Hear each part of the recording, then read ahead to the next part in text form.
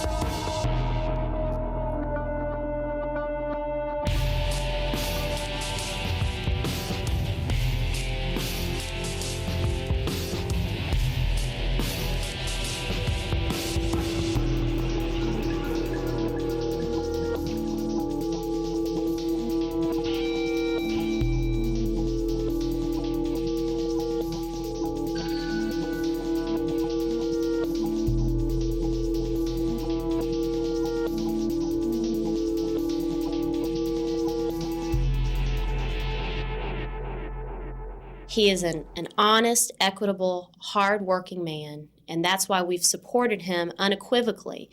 And I think he's doing a fabulous job.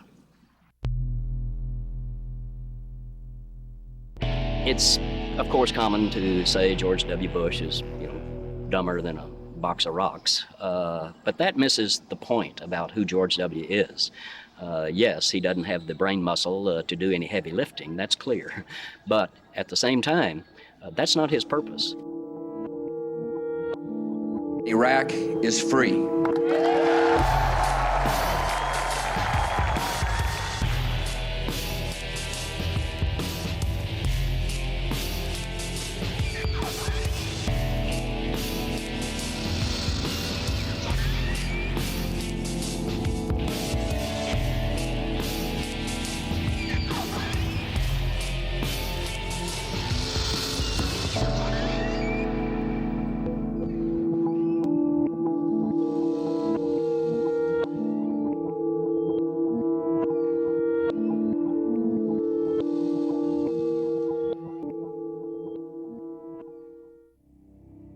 George W. Bush, war hero, master politician, entrepreneur, implacable commander-in-chief of the war on terror, president in a family of presidents.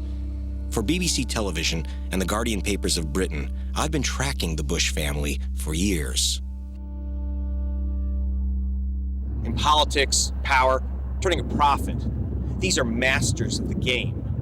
What drives these men? And where are they driving us? We will confront weapons of mass destruction. Never call a Bushman weak. Weakness and ambivalence lead to war. Victory in Iraq completes the president's image as Top Gun warrior, cemented in the public's mind by the drama of his landing on the deck of the aircraft carrier Abraham Lincoln. The president makes much of his days as a fighter pilot during the war in Vietnam.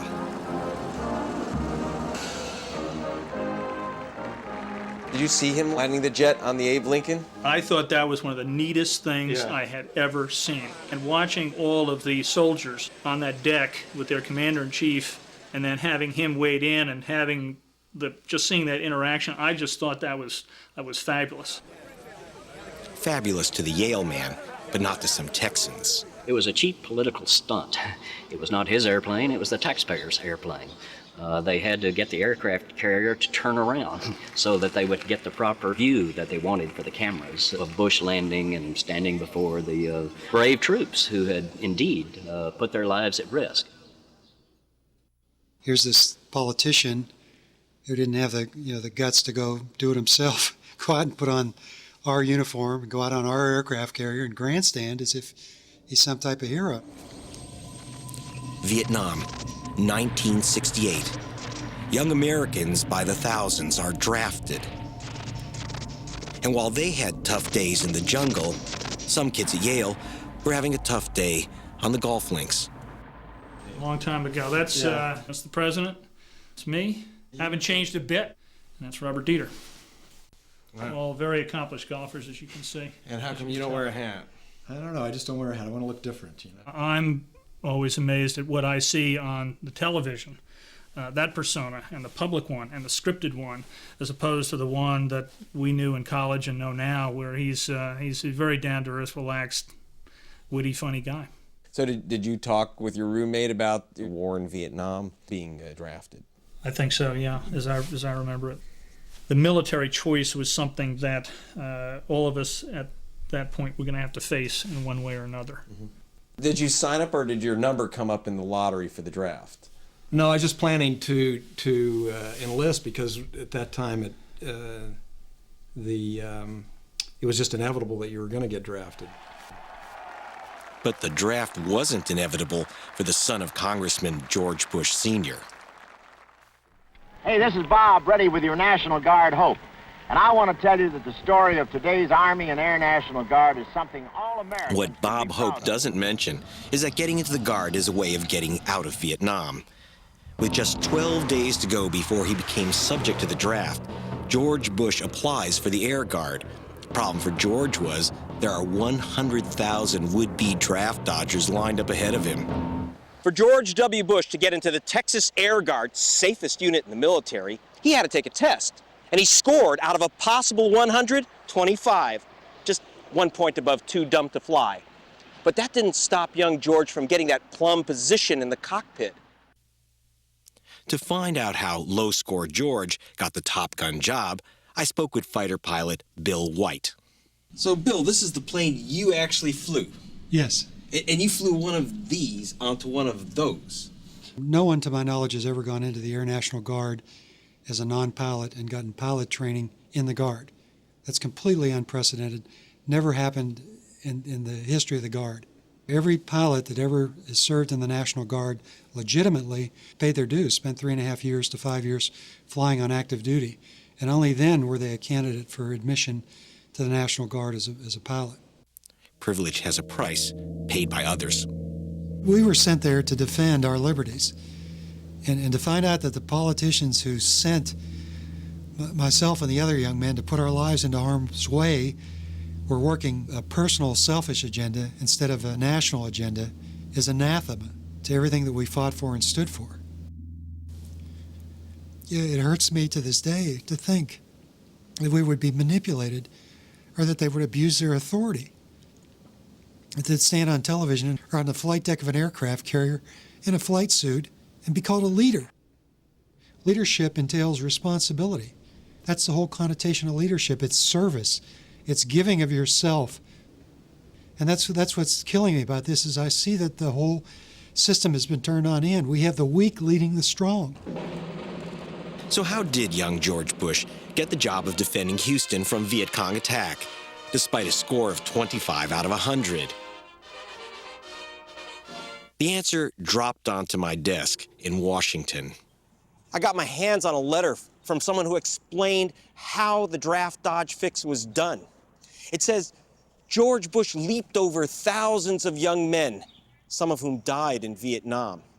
So I tracked down one of the guys named in the letter. He confessed to the whole thing. He said he made the call at the request of someone acting in the name of Congressman George Bush Sr. But others without congressmen for daddies went. Some did not return. An issue that would haunt George Bush Jr.'s political career.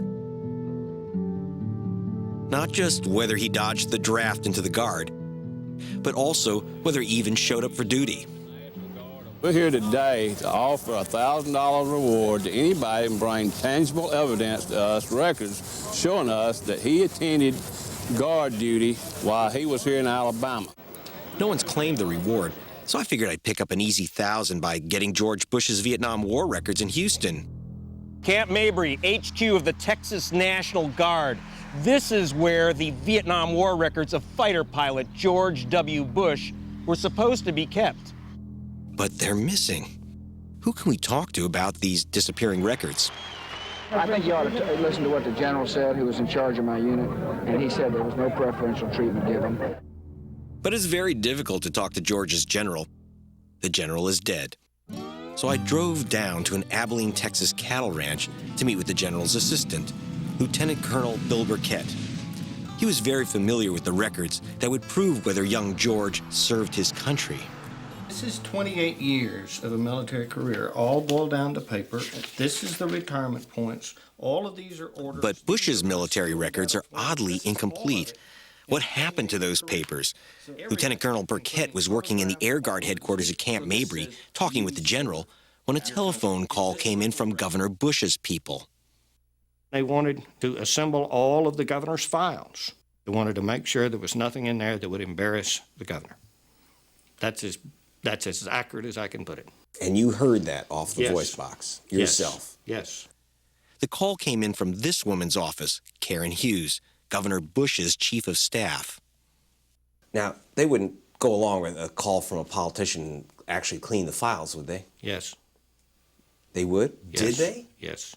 And there were several documents, and I saw that they had George W. Bush's name at the top of them. And this was a bin that was about to be shredded. The specific document that I do remember was a pay document. A second specific document that I remember was a retirement points document. That, in fact, might explain some tremendous gaps in the record. It makes no sense. This was during the Vietnam War, yes. And did he show up for training? There's no documentation at all that he showed up. Are you saying that the president may have been AWOL, taken off during the war? If you look at the definition of absent without leave, which is used to court-martial individuals, he met those ramifications of those charges. On 2 occasions, I had soldiers who did not show up for drill, not just one drill, but a second drill, and on their second drill, yes, I did refer them to the Selective Service Board, which was one of the options of a commander. And so basically... They were put in priority status to go to Vietnam and find themselves a foxhole and fight with the rest of the guys.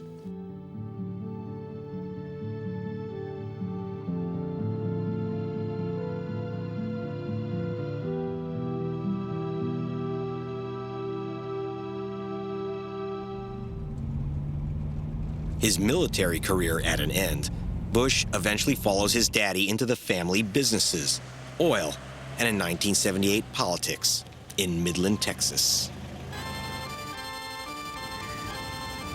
Good to see you. I'm George Bush, running for the Congress. He lost, big. But when your daddy's president of the United States, the voters' rejection doesn't slow down your political career. In 1994, he reaches for the Lone Star. Let's make it official. I'm a candidate for governor of Texas.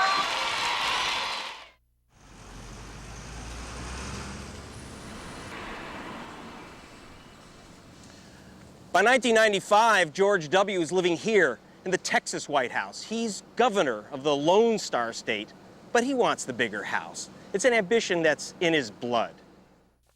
His march on Washington in 2000 would require him first to capture the Sunshine State. Hot combat over Florida's 25 decisive electoral votes would choose our president. I flew south for BBC TV to find out how George Bush took Florida away from Al Gore by the unbelievably tiny victory margin of just 537 votes.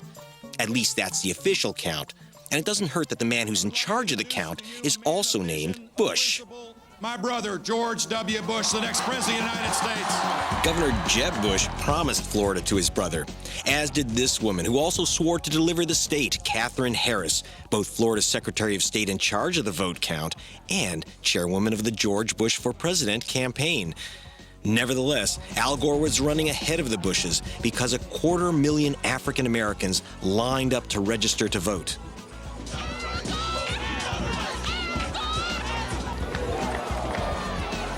It's going to be a close race, very close race, yeah. It's hard to tell. Flip a coin. On November 6th, after all the votes were cast, statisticians called Florida for Gore. It's almost 5:30 a.m. Texas time, and George W. Bush is still asleep, and I'm still speaking to people here in Florida. Most voters in the state told exit polls they voted for Al Gore, but the Bush family remained strangely confident. Now, why did George W. grin and ignore the exit polls? I don't believe that some of these states that they've called, like Florida, I just don't believe we got enough evidence to be able to call the states. We're doing better than we thought, and but I feel fine. But what made George feel good made America feel ill. The vote count was a shambles. Machines failed, chads fell, and thousands of ballots piled up. The public was fed up. I think they should just re-elect, start it all over again. Cancel the whole deal that's went on now, and let's vote again. The race turned on just dozens of votes, yet incredibly, by the stroke of a pen, Katherine Harris orders a halt to the ballot count. In all, 179,855 ballots were never counted.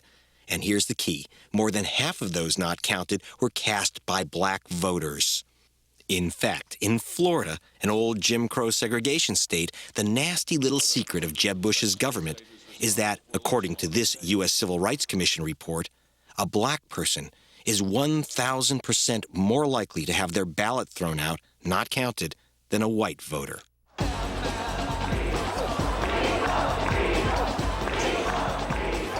And something else seemed crooked. Thousands of black voters, when they showed up to vote, were turned away because they were listed on voter registers as convicted criminals. But were they? I met with Willie Steen. Like 94,000 others, he'd been tagged a criminal. He was not allowed to vote in Florida because Jeb's elections officials said he was a felon. So, Willie, fess up. Are you a criminal? No. No criminal at all. Never been convicted of any crime. But they had you down as a felon. Yes, they did, but not me. Wrong person. I've never been arrested in my life, you know. Was in the military for 4 years. Got out of the military, been in the medical field ever since. I mean, you can't even work for a hospital being a convicted felony. And I was in the Persian Gulf War in '91. Fought in the war, so, you know, it's pretty screwed up how they did me, but what can I say? Tampa elections supervisor Pam Iorio. If you, in error, remove even one person from the voter rolls, it's of tremendous significance. We found errors. We were very uncomfortable with the matches on the list. The matches that the state considered a match was not something that we necessarily considered a match. Sometimes the race and even the gender was not a match. We were not comfortable. How did you feel when they said you're a criminal? Well, for one, I was upset, you know. I was ashamed, you know, with 40 people around. It made me feel real bad. And I'm just hoping that I get a letter stating, hey, you can vote again, Willie. But Harris never sent the letter, although the state admits Willie is innocent. I really feel that it was bad, you know, for African Americans. But, hey, you know, what can we do sometime? You know, what can we do? Using some legal snooping techniques, I was able to get into Florida's computers and cracked open the files that named Willie Steen and other black voters as criminals. From Katherine Harris's elections office, I decoded this list of 57,000 names of convicts matched to Florida voters. Thomas Alvin Cooper is convicted in Ohio. He's a white guy. Thomas Cooper of Florida loses his vote. He's a black guy, and he's listed for a date of conviction of his felony, January 30th, 2007. All it is people who have names similar to someone who's been convicted somewhere in the United States of a crime. 95% of them are completely innocent, should never have lost their vote. Now here's William Osteen, matched to Willie Steen of Florida. Over half of them are black. Almost every black person voted for Al Gore. Altogether, 94,000 voters were named as felons. Of these, 95% are innocent. And although black people make up only 13% of Florida's population, more than half the scrub list, 54%, were African American.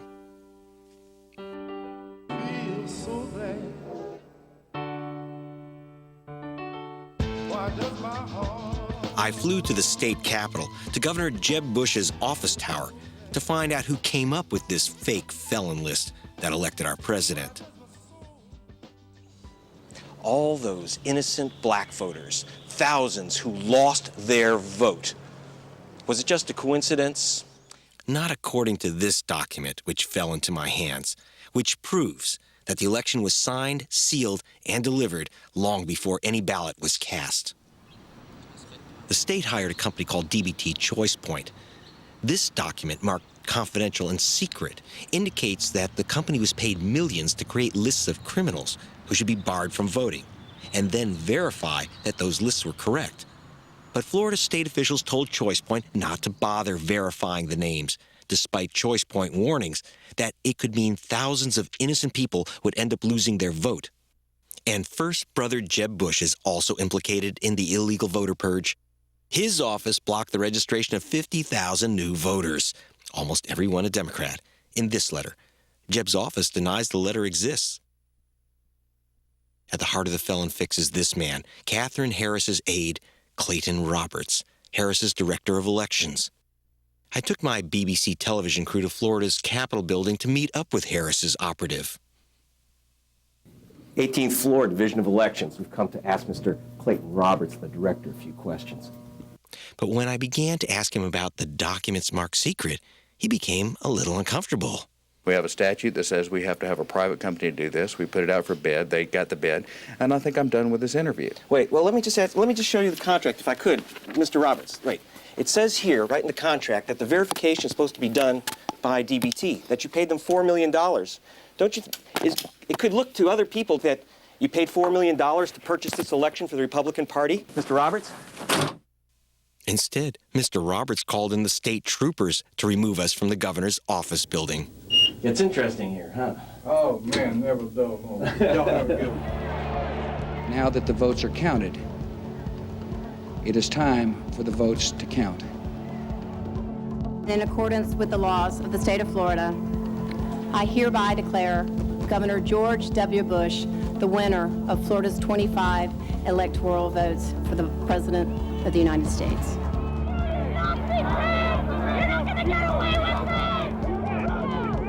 I wish to point out that our American democracy has triumphed once again.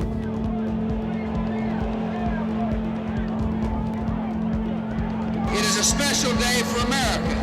It's a day in which our nation confirms the fact that we trust democracy, a peaceful transfer of power. Thank you, and may God bless America.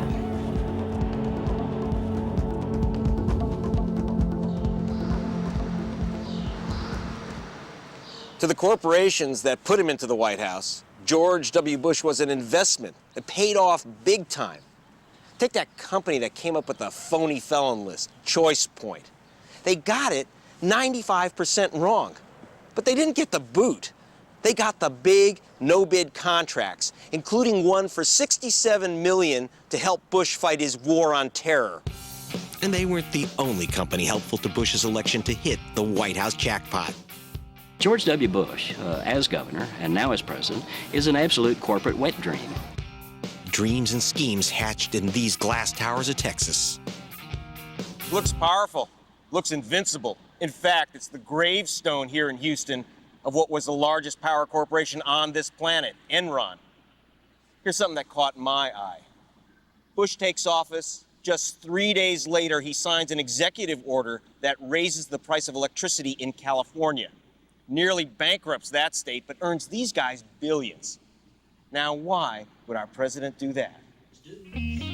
Jim Hightower, once the Commissioner of Agriculture for the state of Texas, is now a radio columnist. From inside government and out, he's tracked the Bush family's mix of politics and payouts for years. I'd trust a wolf to guard my last pork chop before I'd trust the Bushites to guard my liberties. Any fantasy that the boss of a major corporation has can come true if you just put in some money into Bush's personal or political pockets. They're very loyal to each other and to those who are loyal to them. They stand and deliver for those who put money into their politics or into their personal accounts. I, George Walker Bush, do solemnly swear that I will faithfully execute the office of President of the United States. Enron puts in a few $100,000 into Bush's presidential campaign. In the first 5 or 6 months of the administration, it reaps hundreds of millions of dollars in personal benefit. Texas Republic Justice Chief Craig McDonald is a modern-day vigilante who follows the political money trail. Here's Ken Lay, who's the CEO of Enron. He delivered hundreds of thousands of dollars to the Bush campaign. This is the power team. They hit the long ball, and they can put you all the way in the White House. The Pioneer Network was built by George W. Bush off the network of cronies, acquaintances, and funders that his father had during presidency. They built this network not just out of whole cloth, but it had been a network that helped the family dynasty, if you will. To be a pioneer, you have to pledge to raise at least $100,000 for the Bush candidacy. These were pioneers who were plowing new ground to create record amounts of money for Bush's run for the presidency.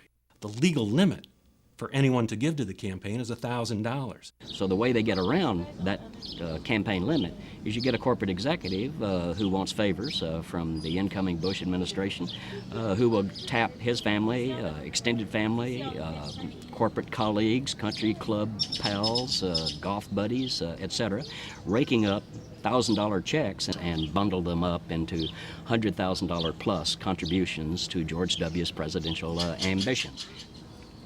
After the first year of Bush entering the White House, 43 of his elite group of pioneers received lush government appointments. They personally benefited. 19 of them appointed to ambassadorships. Even before he takes the presidential oath, Bush forms a secret task force, including Enron's Ken Lay, to rewrite America's environmental and energy laws. He put the very people who funded him in the room to devise a clean air policy. They wrote the policy, he enacted the policy, and the policy was strictly voluntary. Did nothing to clean up the air, yet he touted it as a major accomplishment. Instead of the government telling utilities where and how to cut pollution, we will give them a firm deadline and let them find the most innovative ways to meet it. These same funders were sick and tired of trying to play by the environmental rules and regulations. George Bush gave them an environmental clean air policy that any corporation would lust after. How proud we are to be the #1 state in the country in air pollution. Ken Lay got almost total, complete energy deregulation out of George Bush. What did the Bush administration do? It refused to impose price controls, to put a cap on those utility prices, meaning a company like Enron could set its own prices to consumers. Show me the money. Show me the money. He was delivering a favor and a policy that the donors who put him in that office wanted. Consumers in California were being stiffed, and Enron was raking in hundreds of millions of dollars during that period in corrupt profits. So that's a pretty good payback. But Enron squandered their California windfall in a series of spectacular frauds, which imploded, leaving thousands jobless and pensioners bankrupt. Now, George tried to downplay his links with Enron's Ken Lay and other corrupt bosses. By far, the vast majority of CEOs in America are good, honorable, honest people. In the corporate world, sometimes things aren't exactly black and white when it comes to accounting procedures, and the SEC's job is to look and is to determine whether or not the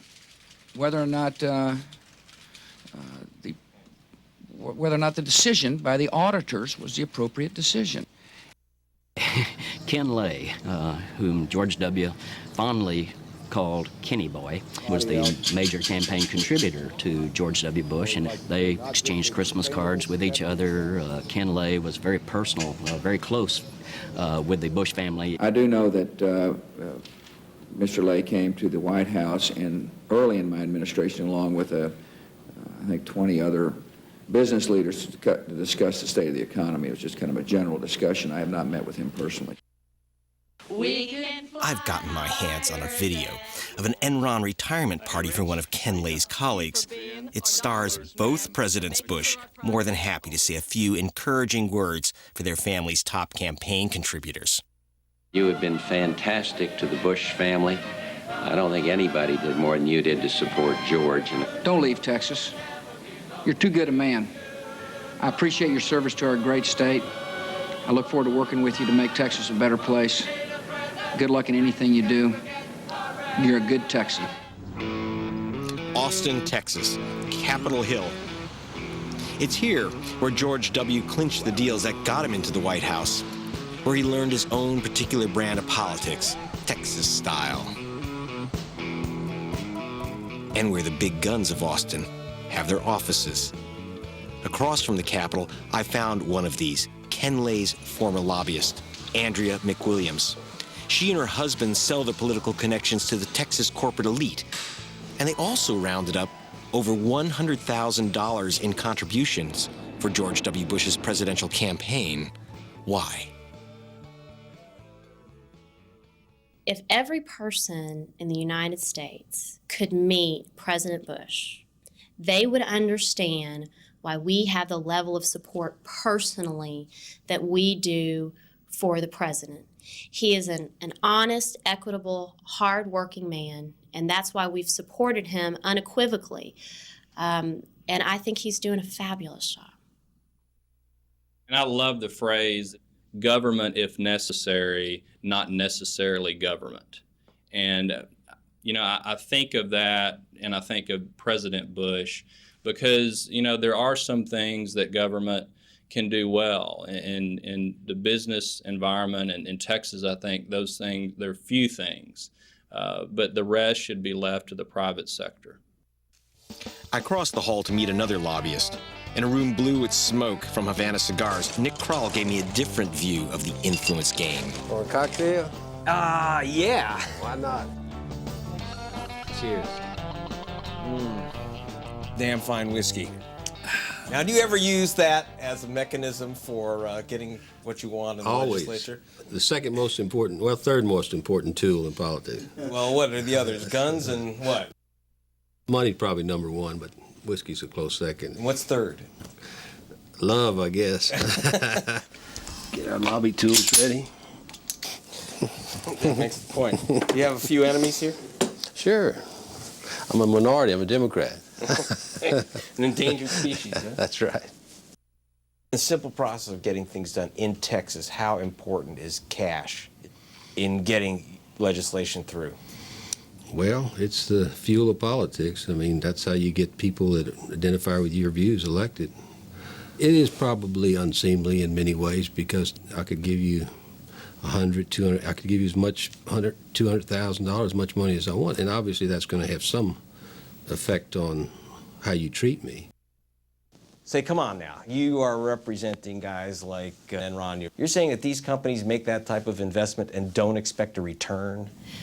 I think some of the donors that you're speaking of, and there's a long list that have traditionally given to what they feel like are business-friendly candidates. And those donors don't necessarily look for any sort of quid pro quo other than the candidate's ideology that they're supporting they know will help help change the business environment or the climate for the better. What I would say about President Bush is that there is no way giving to someone like him is going to influence his decision.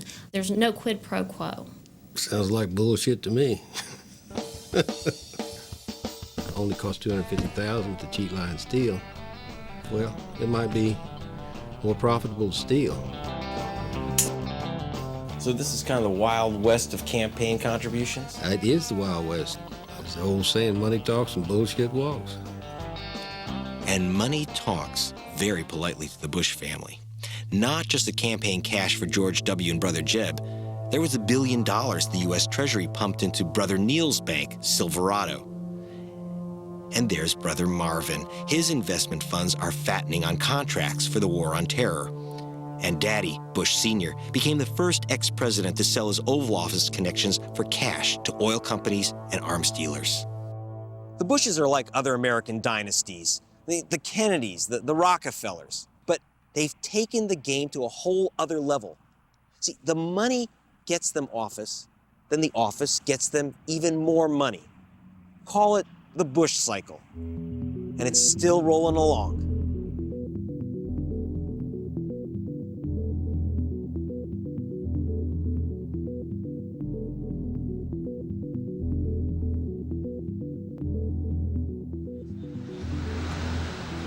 I went to speak to a man who'd witnessed the Bush family's uncanny ability to turn government service into cash. He'd occupied an inside seat in the spook world during the Reagan-Bush administration. Former National Security Agent Wayne Madsen. It's the nature of the Bush families, particularly Bush Sr., to use contacts made from government service, head of the CIA, vice president, president of the United States, to basically call in favors later on. Bush Sr. and other former intelligence and political honchos have joined the private Carlyle Group, whose main work is selling arms to the U.S. government and a few dictatorships.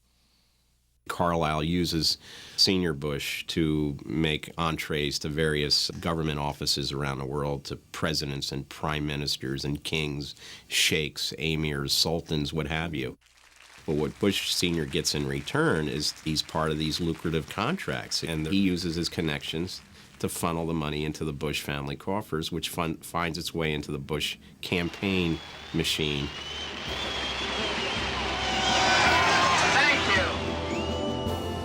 In 1988, George Bush Sr. won the presidency. At this time, a contract was awarded by the government of Bahrain to drill for oil in the Persian Gulf. Surprisingly, it went to a small-time Texas oil driller, Harkin Energy, who had little experience in the field. I asked investigative reporter Pete Bruton, then with the Houston Chronicle, how this happened. Harkin Oil in Texas gets an offshore contract to drill in the Persian Gulf. Yeah, it was a big mystery to everyone. All the analysts, everybody said, how did this happen? Nobody understood why it happened. Why didn't Amoco, why didn't Texaco, Mobil, Exxon, BP, why didn't they get the contract? They had the capital. Harkin didn't have any capital. And I found out it was because George W. Bush, the president's son, and our future president, was on the board of directors. I followed the money trail back here to the dusty oil fields of Midland, Texas. In 1950, a Connecticut Yankee named George Herbert Walker Bush Sr. arrived into town with money bags filled with $1 million from his family to buy himself a piece of Texas. And he ended up with the whole enchilada. This is Senator Prescott Bush with his son George, who wrote the check for George Sr. and George Jr. to enter the oil business.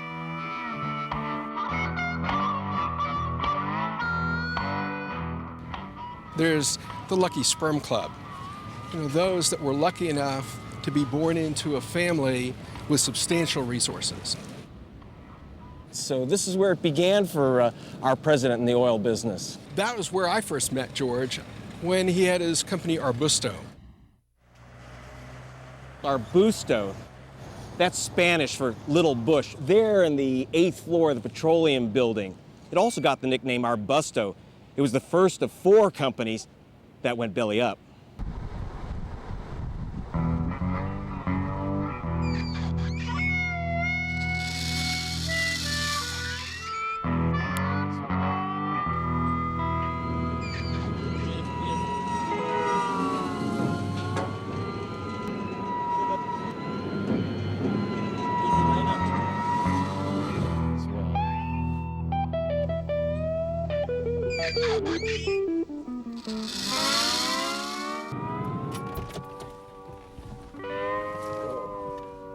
Whoa, it's hot. Well, yeah, it'll be over 100 today. Over 100. Whew, look at that. That's one big horsey. It smells like Texas, too. It smells like money to me.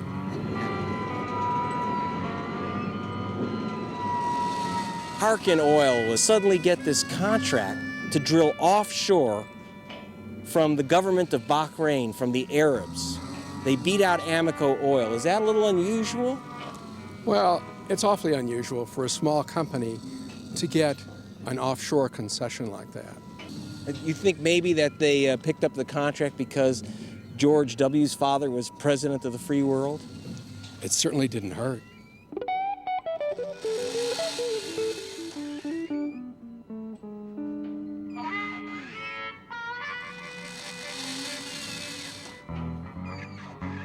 He ended up with millions, 4 companies that got quite some large investments. You know about that? I think he made his money with his name and being able to keep moving and keep having people put money into his businesses. So where did this money come from? You have any idea? Well, my impression is that the money he got was out-of-town money. Way out of town, from the Persian Gulf. What is the connection between this Gulf oil money for our commander-in-chief and his conduct of the war on terror?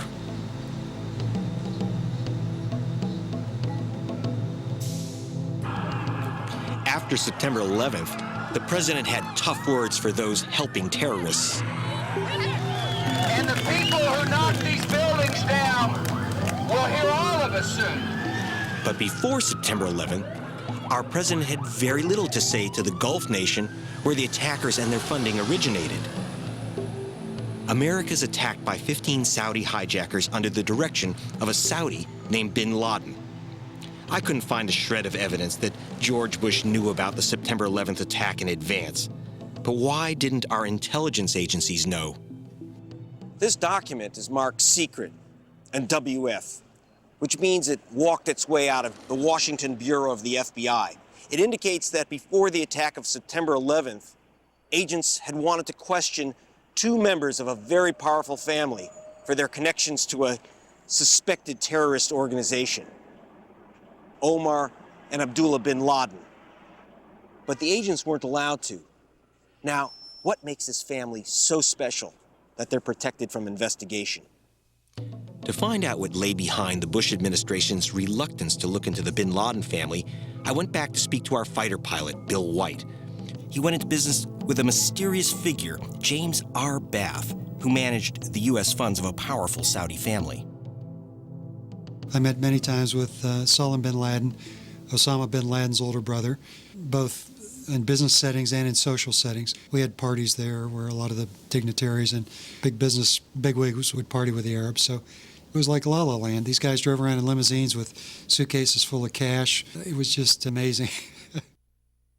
And those suitcases full of cash found their way from bin Laden to a man named James R. Bath. Bath actually presented me with a copy of a trust agreement, a one-page trust agreement that was signed in 1976 that appointed him as sole and exclusive representative for the Saudi bin Laden family in the United States of America and all their business ventures. And that bin Laden money allowed Bath to invest in another flyboy, our future president. Oh, that's right, George Bush Jr. and our Busto. That's correct. Do you know about that? Well, I know about it because Jim and I had to provide our personal financials to our lenders. And so I looked at his personal financial, and they're, plain as day. It said, our Busto $79, $25,000, our Busto $80, $25,000. So Bush's oil capital came from Bath, and Bath's money came apparently from the bin Ladens. But why would they plow money into W's oil company? The money that Bath put into Arbusto was nothing but an extension of this quid pro quo relationship between the Saudi royal family and the Bushes.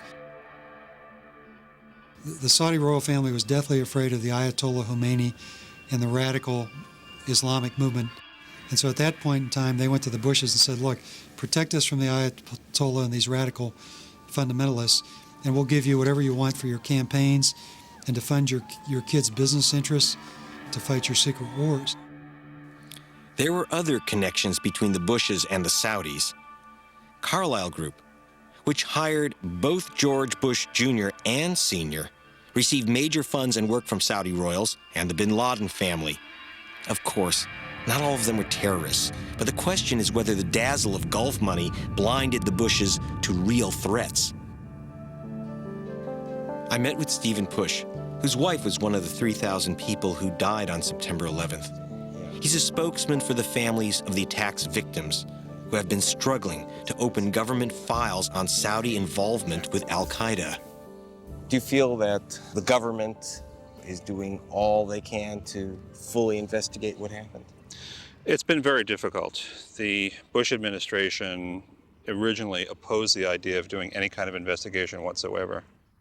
One thing that the joint 9/11 inquiry has had difficulty getting declassified is information about Saudi Arabia.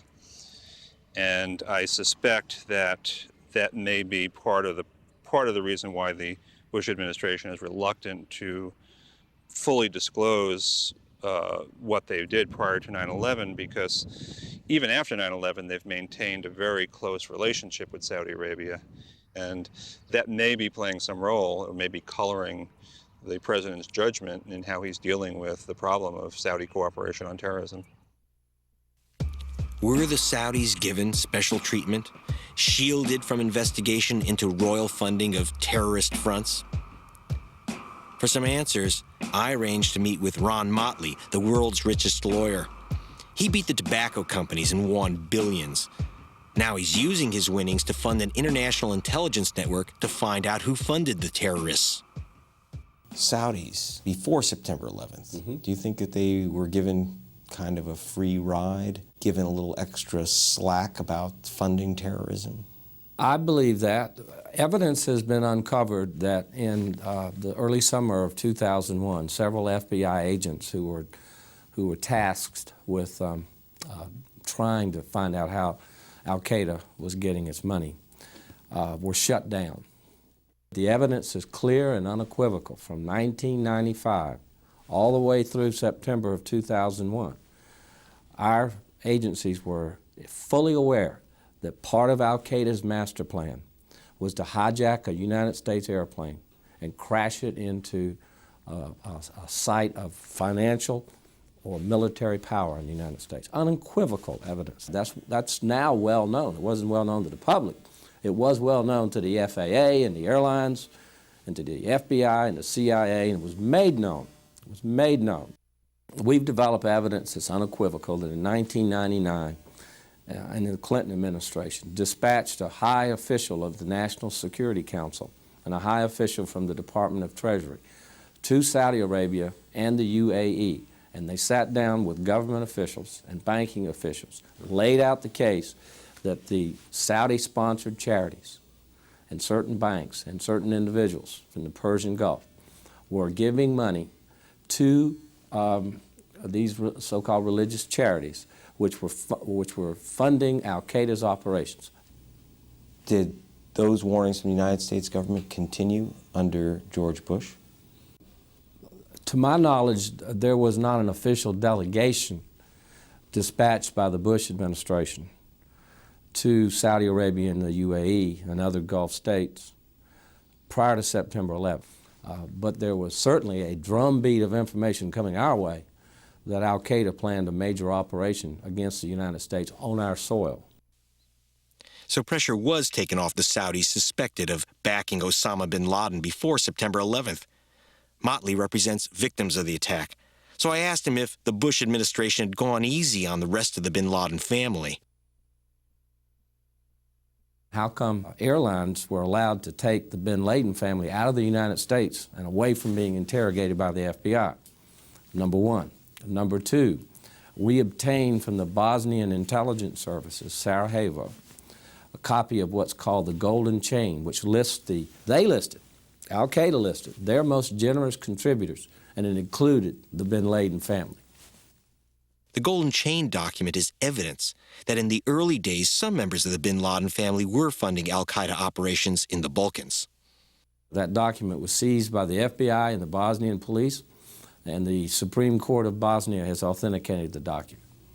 In your complaint, you talk about a meeting between Saudi billionaires and Saudi money men and al-Qaeda in Paris.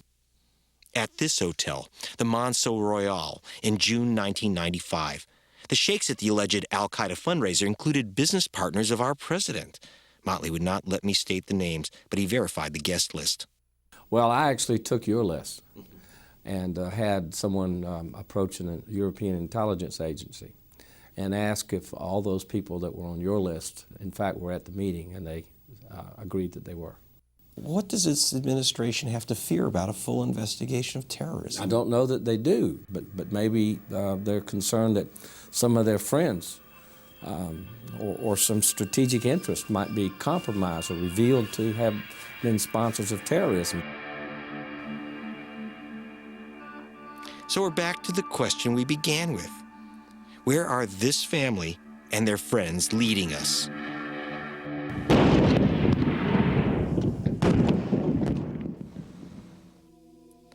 On March 17, 2003, from the Oval Office, our president declared war on Iraq. My fellow citizens, events in Iraq have now reached the final days of decision. And then he spoke directly to the Iraqi people. Listen carefully to this warning. Do not destroy oil wells. Do not destroy oil wells. So why did we go into Iraq? And why are we still there? In February 2003, White House spokesman Ari Fleischer announced our new crusade. Ongoing aspects of Operation Iraqi Liberation. Operation Iraqi Liberation. Subliminal messages. I don't think we need to be subliminal. And there's nothing subliminal about this. Confidential maps and plans from inside the White House's locked file cabinets.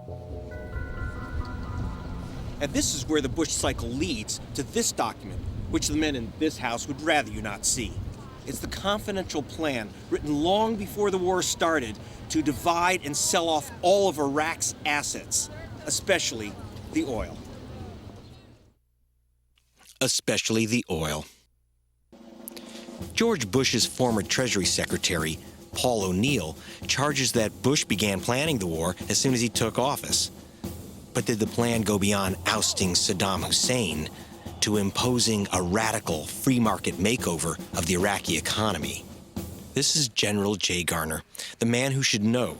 Last April, he rolled into Baghdad with the Bush team's classified plan for economic conquest. All I can tell you is the plans were pretty elaborate. I mean, they didn't start them in 2002. They were started in 2001.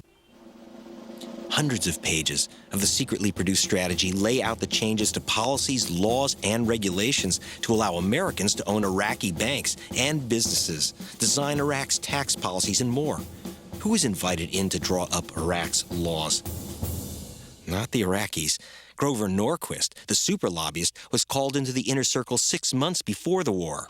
I worked with lots of different people, talked to guys in Treasury, Defense, State, White House, moving these ideas forward, sometimes getting feedback of, oh, yes, we're doing that, other times, oh, that's a good idea.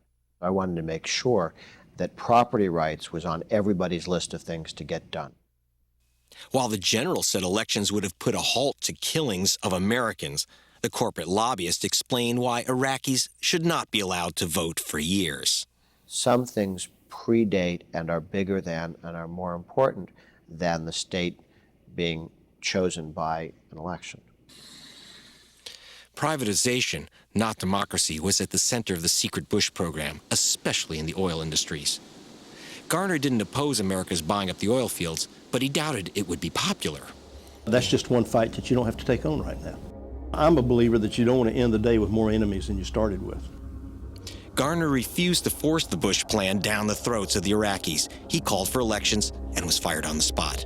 The night I got to Baghdad, Secretary Rumsfeld called me and told me that the president was appointing Jerry Bremer as the presidential envoy, and that was all. Indications are the Bush administration may have had its eye on Iraq's oil from the start.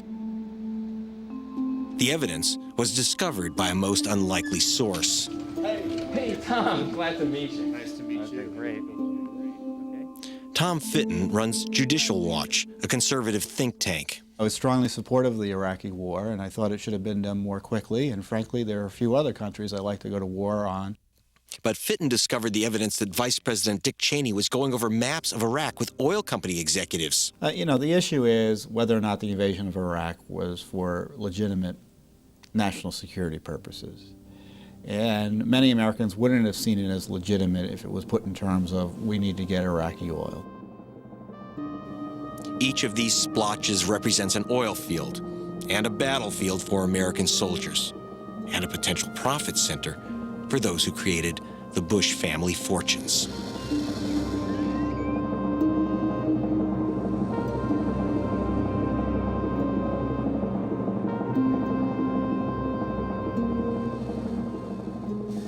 You follow the money, and you come back to this: oil. Drilling it, funding it, controlling it. War, peace, terror. War on terror. It's all in the family's business.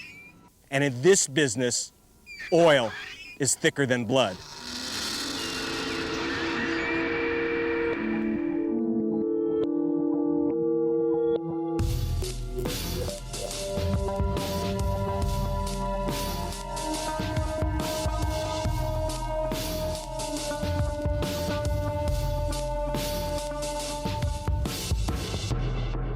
Do not fight for a dying regime that is not worth your own life.